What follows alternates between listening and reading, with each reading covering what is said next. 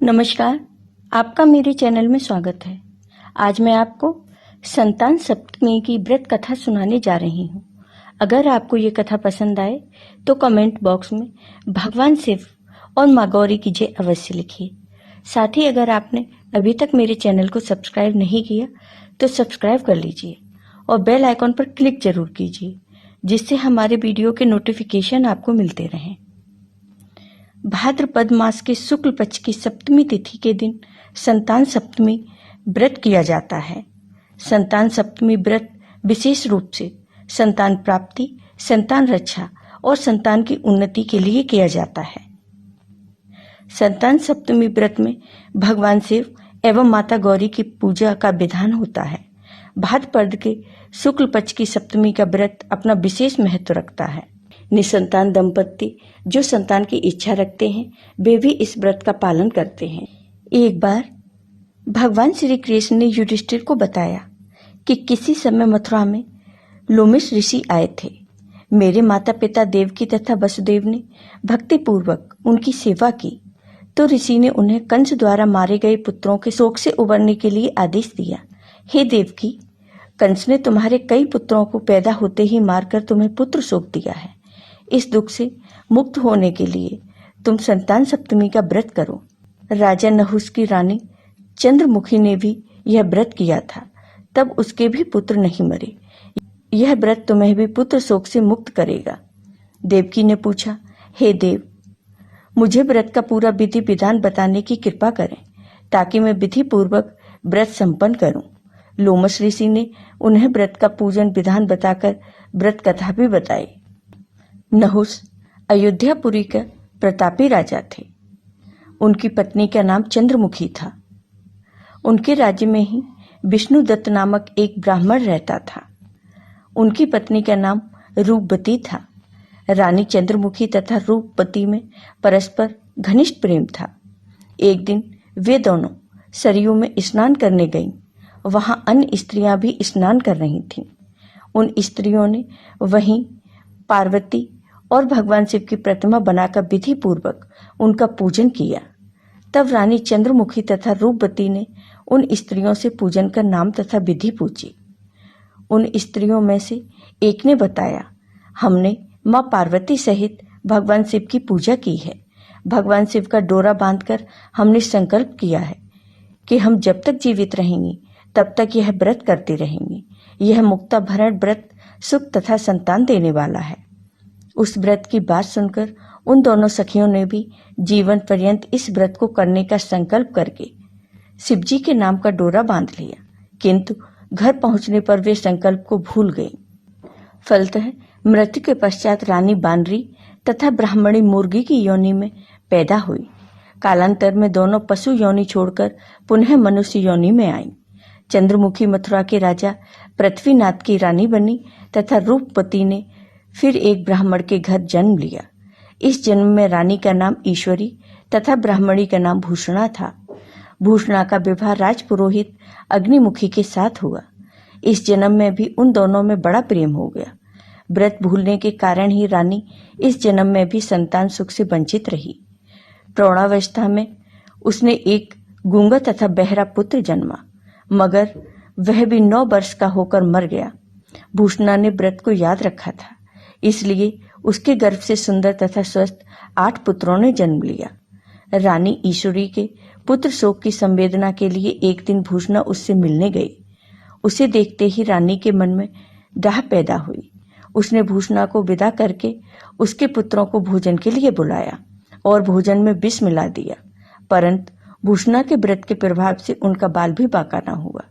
इससे रानी को और भी अधिक क्रोध आया।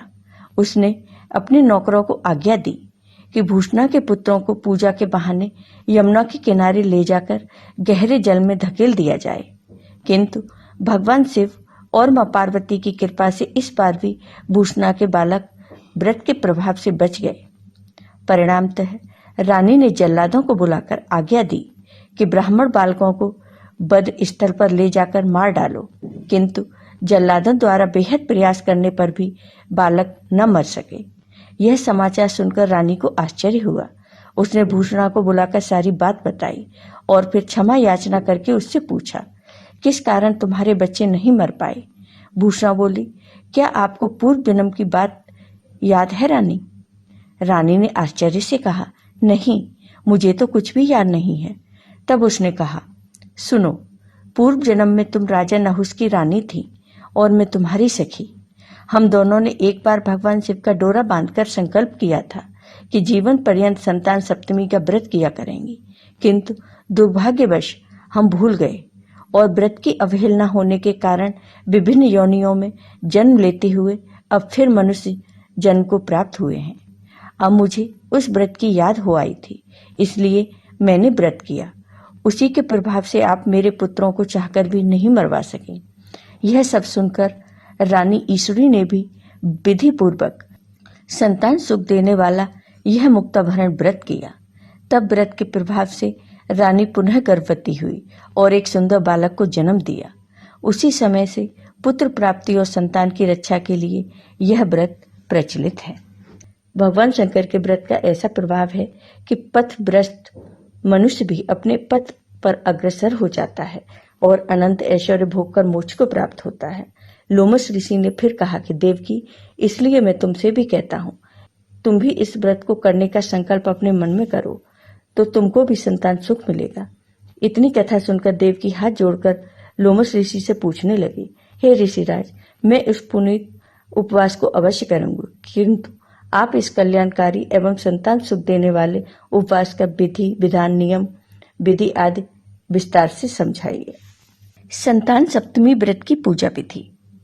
भाद्रपद शुक्ल की सप्तमी के दिन प्रातः जल्दी उठकर स्नान कर माता पिता संतान प्राप्ति के लिए अथवा उनके उज्जवल भविष्य के लिए इस व्रत का प्रारंभ करते हैं। यह व्रत की पूजा दोपहर तक पूरी कर ली जाए तो अच्छा माना जाता है। प्रातः स्नान कर स्वच्छ कपड़े पहनकर भगवान विष्णु, भगवान शिव, पार्वती की पूजा की जाती है। दोपहर के वक्त चौक बनाकर उस पर भगवान शिव और मां पार्वती की प्रतिमा रखी जाती है। उस प्रतिमा का स्नान कराकर चंदन का लेप लगाया जाता है। अक्षत, श्रीफल, सुपारी अर्पण की जाती है। दीप प्रज्वलित कर भोग लगाया जाता है। संतान की रक्षा का संकल्प लेकर भगवान शिव को डोरा बांधा जाता है। बाद में इस डोरे को अपनी संतान की कलाई में बांध दिया जाता है। इस दिन भोग में खीर पूरी का प्रसाद चढ़ाया जाता है। भोग में तुलसी का पत्ता रख उसे जल से 3 बार घुमाकर भगवान के सामने रखा जाता है। परिवारजनों के साथ मिलकर आरती की जाती है। भगवान के सामने मस्तक रख उनसे अपने मन की मुराद कही जाती है। बाद में उस भोग को प्रसाद स्वरूप सभी परिवारजनों एवं आस पड़ोस में बांट दिया जाता है। संतान सप्तमी व्रत का महत्व। संतान सप्तमी व्रत विशेष रूप से संतान प्राप्ति, संतान रक्षा और संतान की उन्नति के लिए किया जाता है। शास्त्रों के अनुसार यह व्रत विशेष रूप से स्त्रियों के लिए कल्याणकारी है, परंतु पुरुषों को भी समान रूप से कल्याणदायक है। संतान सुख देने वाला, पापों का नाश करने वाला यह उत्तम व्रत है, जिसे स्वयं भी करें और दूसरों से भी कराना चाहिए। नियम पूर्वक जो कोई इस व्रत को करता है और भगवान शंकर एवं पार्वती की सच्चे मन से आराधना करता है, निश्चय ही अमर पद पैदा करके अंत में वह शिवलोक को जाता है। आपको ये वीडियो पसंद आया हो तो कमेंट बॉक्स में कमेंट करके जरूर बताइए।